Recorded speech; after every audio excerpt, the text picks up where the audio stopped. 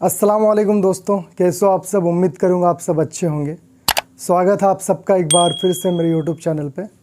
आज के इस वीडियो में सऊदी इंडिया की कुछ अपडेट शेयर करूँगा। इसके अलावा आप लोगों का कुछ कमेंट्स था, उसका भी जवाब दूँगा। साथ में ही फ़्लाइट्स का क्या स्टेटस है ये भी शेयर करूँगा।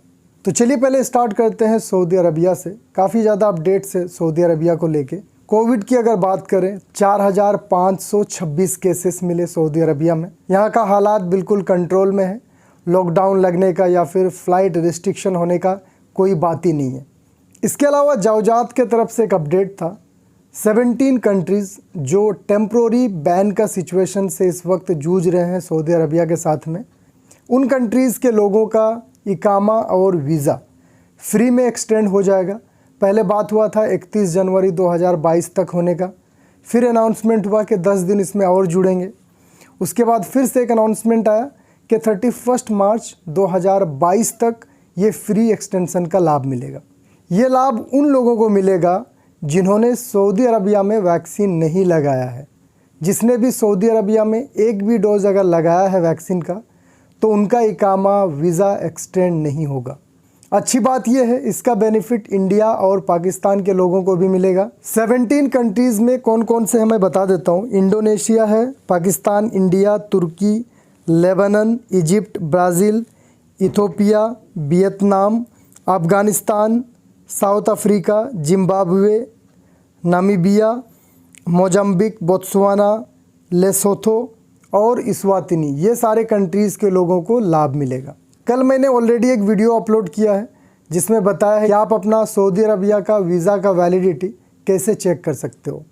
कल मैं चेक कर रहा था, जिन लोगों ने सऊदी अरबिया में वैक्सीन लेके गए हैं उनका वीज़ा एक्सटेंड नहीं हुआ है, क्योंकि जवजात ने क्लियरली ये बोल दिया है जो लोग सऊदी अरबिया में एक डोज भी लिए होंगे उनका इकामा या वीज़ा एक्सटेंड नहीं होगा। इसके अलावा एक अच्छी खबर ये है, सऊदी अरबिया में लगातार क्रिटिकल केसेस के जो काउंट है वो ड्रॉप हो रहे हैं, वो नीचे आ रहे हैं। इसकी जानकारी मिनिस्ट्री ऑफ हेल्थ के स्पोक्स पर्सन ने दिया है और इसका सारा क्रेडिट जो है वैक्सीन को जाता है। ये वैक्सीन्स का इफ़ेक्टिवनेस का ही रिजल्ट है। तो अगर आप में से किसी ने अभी तक वैक्सीन का डोज कंप्लीट नहीं किया है तो जल्दी से कर लीजिए दोस्तों। इसके अलावा सऊदी हुकूमत का एक नया प्लान ये है कि यहाँ पे एक्सपैट्रिएट्स को प्रीमियम कैटेगरी का रेसिडेंशियल आईडी कार्ड मिलेगा। जो इकामा है हमारा, अभी तक हम लोग नॉर्मल इकामा यूज़ करते हैं, यही इकामे में एक कैटेगरी बनेगा जो प्रीमियम कैटेगरी का इकामा होगा। तो जिनके पास भी प्रीमियम कैटेगरी का इकामा होगा उनको काफ़ी ज़्यादा एक्स्ट्रा प्रिविलेज मिलेगा, बेनिफिट्स मिलेगा। उन लोगों के पास बहुत सारे ऐसे राइट्स होंगे जो यहाँ के सऊदीज़ के होते हैं। ये एक प्रकार का ग्रीन कार्ड टाइप का रेसिडेंशियल आईडी होगा। इसका जैसे ही कंप्लीट डिटेल में अपडेट आता है मैं आप लोगों तक वो भी शेयर करूंगा कि कौन लोग प्रीमियम रेसिडेंशियल आईडी कार्ड के लिए एलिजिबल होंगे, कैसे आप वो कार्ड को ले सकते हो। ये कार्ड का सबसे इम्पोर्टेंट फीचर ये रहेगा, अगर आपके पास प्रीमियम रेसिडेंशियल आईडी कार्ड होता है तो सऊदी अरबिया के अंदर आपको कुछ भी करने के लिए आपको कोई सऊदी स्पॉन्सर की ज़रूरत नहीं पड़ेगी, ना ही आपको कोई एम्प्लॉयर का ज़रूरत होगा। यानी आपको दूसरों पे डिपेंड होना नहीं पड़ेगा। आपके पास खुद की राइट्स होगी जो आप यहाँ पे करना चाहते हो। इसके अलावा एक अपडेट है सऊदीजेशन को लेके। मैं लगातार आप लोगों के साथ सऊदीजेशन से रिलेटेड अपडेट शेयर करता हूँ और ये अपडेट है प्राइवेट हेल्थ केयर सेक्टर से रिलेटेड। 2021 का थर्ड क्वार्टर के रिपोर्ट के अकॉर्डिंग 15% सऊदीज़ की बढ़ोतरी हुई है प्राइवेट हेल्थ केयर सेक्टर में। 2021 का थर्ड क्वार्टर के रिपोर्ट के अकॉर्डिंग यहाँ पे प्राइवेट हेल्थ सेक्टर्स में लगभग 4.5 लाख लोग काम करते हैं, जिसमें आधे से ज़्यादा सऊदीज़ काम करते हैं। 53% यहाँ पे सऊदीज़ काम कर रहे हैं, बाकी 47% एक्सपैट्रिएट्स काम कर रहे हैं। अगर वीमेंस की बात करें तो यहाँ पे 1,83,000 सऊदी वीमेंस काम कर रहे हैं प्राइवेट हेल्थ सेक्टर में। वहीं पे लगभग 87,000 के करीब में एक्सपैट्रिएट्स वीमेंस काम कर रहे हैं। और ये देखने को भी मिलता है, आप कोई भी प्राइवेट हेल्थ केयर सेंटर में जाओ, वहाँ पे आप देखेंगे काफ़ी अच्छे तादाद में सऊदी लेडीज़ भी जॉब कर रही है। क्योंकि ministry of human resource and social development ने पहले ही अनाउंसमेंट किया था कि प्राइवेट हेल्थ केयर जितने भी सेंटर्स होंगे वहाँ पे 100% सऊदीजेशन का टारगेट है। तो धीरे धीरे ये टारगेट को अचीव किया जाएगा। 11 अप्रैल 2022 से सऊदी के हर एक रीजन में ये टारगेट को अचीव करने के लिए काम किया जाएगा, जिसमें लगभग 8,500 जॉब्स सऊदीज़ को देने का टारगेट है। तो जो भी एक्सपैट्रिएट्स जॉब कर रहे हैं प्राइवेट हेल्थ केयर सेक्टर्स में, उनके लिए ये बिल्कुल भी अच्छी खबर नहीं होगी, क्योंकि धीरे धीरे जितने भी एक्सपर्ट्स काम कर रहे हैं उनका जॉब अपॉर्चुनिटीज़ ये सारे सेक्टर्स से कम होता दिखेगा। अब हम बात करते हैं इंडिया की। इंडिया इस वक्त कोविड का थर्ड वेव से जूझ रहा है। इंडिया में कोविड के केसेस लगातार बहुत ज़्यादा आ रहे हैं। आज की अगर हम बात करें 2,85,000 कोविड के नए केसेस मिले। एयर इंडिया के तरफ से भी एक अपडेट है, एयर इंडिया टाटा ग्रुप को हैंडओवर हो चुका है। तो होपफुली रिपब्लिक डे के बाद एयर इंडिया का शेड्यूल जो है देखने को मिल सकता है। अब हम बात करते हैं फ़्लाइट्स की। फ़्लाइट्स लगातार चल रही है और इस पर पाबंदी वाली कोई भी न्यूज़ नहीं है, क्योंकि हालात फिर से नॉर्मल होता हुआ दिख रहा है। जब ओमिक्रॉन आया था उस समय 1-2 वीक ऐसा लग रहा था कि फ़्लाइट पे फिर से रिस्ट्रिक्शन लग सकता है, बट अल्हम्दुलिल्लाह ऐसा कुछ भी नहीं है। बहुत सारे फ़्लाइट्स चल रहे हैं और टिकट के प्राइस भी ज़्यादा नहीं है।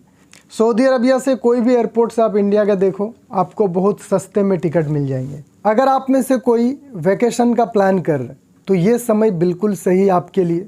आप बूस्टर डोज लगा के आराम से वैकेशन जाओ। इस समय टिकट प्राइस बहुत सस्ता है। अगर आप में से कोई बिहार, झारखंड, यूपी जाना चाहते हैं तो फिर आप लखनऊ का टिकट ले सकते हैं। लखनऊ इंडिगो की फ़्लाइट्स डायरेक्ट जा रही है, आपको 400 से 600 रियाल के बीच में ईजिली टिकट मिल जाएगा। सऊदी से इंडिया जाने के लिए टिकट का प्राइस बहुत कम है, लेकिन जो लोग इंडिया से सऊदी अरबिया आ रहे हैं उनका फ़्लाइट टिकट इतना सस्ता नहीं होगा। ये सिचुएशन जब नॉर्मल भी होता है उस समय भी देखते हैं कि एज़ कम्पेयर टू जो सऊदी से इंडिया जाते हैं वो टिकट थोड़ा कम रहता है प्राइस, और जो इंडिया से सऊदी आते हैं वो थोड़ा हाई रहता है। तो जिन लोगों को क्वारंटाइन की ज़रूरत नहीं पड़ने वाली है उनको एन एवरेज 1100-1200 रियाल में टिकट मिल जाएगा डायरेक्ट इंडिया से सऊदी। लेकिन जिनको क्वारंटाइन की ज़रूरत होगी, जो लोग सऊदी में वैक्सीन का डोज नहीं लिए हैं, उनका खर्चा डबल हो जाएगा। जितना आपको फ़्लाइट टिकट का खर्चा लगेगा उतना ही खर्चा आपको होटल क्वारंटाइन का भी लगेगा। तो जिन लोगों ने सऊदी अरबिया के अंदर में 2 डोज वैक्सीन का लिया है वो डायरेक्ट आ सकते हैं, उनको कोई क्वारंटाइन की ज़रूरत नहीं है। जिन लोगों ने सऊदी अरबिया के बाहर में वैक्सीन लिया है आपको यहाँ पे 5 दिन क्वारंटाइन रहना पड़ेगा। अगर किसी ने सऊदी अरबिया में सिर्फ 1 डोज का वैक्सीन लिया है तो फिर वो 3 दिन क्वारंटाइन रहेंगे। हालांकि सऊदी अरबिया आने के लिए क्या क्या रिक्वायरमेंट्स है इस वीडियो में इसका कंप्लीट डिटेल बताया हूँ, तो आप लोग ये वीडियो को देख लीजिएगा। अब मैं आप लोगों का कुछ कमेंट्स था उसका आंसर देता हूँ, जो इस वक्त बहुत सारे लोगों के माइंड में चल रहा है।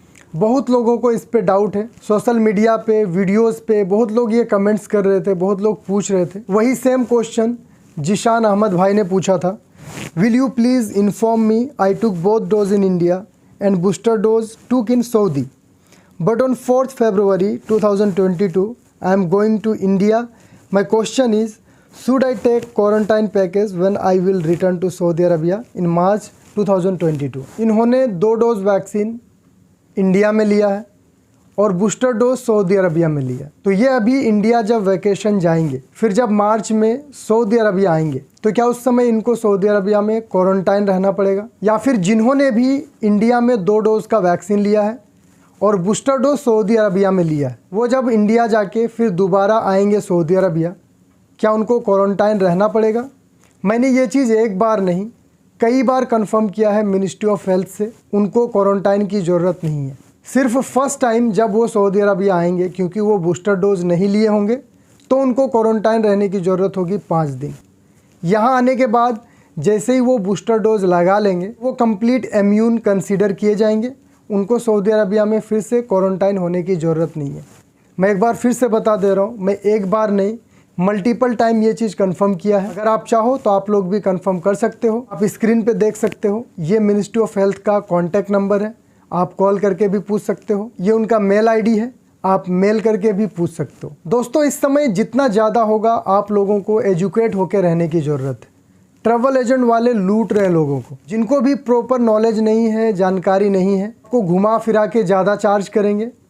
रिसेंटली मैंने देखा कई लोगों के साथ ऐसा हुआ, छोटे बच्चों का भी क्वारंटाइन पैकेज जोड़ के ले रहे थे, जबकि उनको क्वारंटाइन में रहने का ज़रूरत ही नहीं है। उनके साथ में अगर पेरेंट्स से माँ बाप, उनके साथ में वो एडजस्ट होकर रह सकते हैं। और ये चीज़ गाइडलाइन भी कहता है, लेकिन फिर भी ट्रैवल एजेंट वाले लोग लूट रहे थे लोगों से। कुछ ट्रैवल एजेंट क्या कर रहे हैं, बच्चों का क्वारंटाइन पैकेज हटा दे रहे हैं, उनका नहीं जोड़ रहे, लेकिन जो टिकट प्राइस है वो फुल ले रहे। जो एडल्ट्स का टिकट प्राइस है उतना ही बच्चों का भी ले रहे। तो बच्चे का प्राइस ज़्यादा से ज़्यादा 50% तक ले सकते हैं, उतना नहीं ले सकते जितना कि एडल्ट का चार्ज है।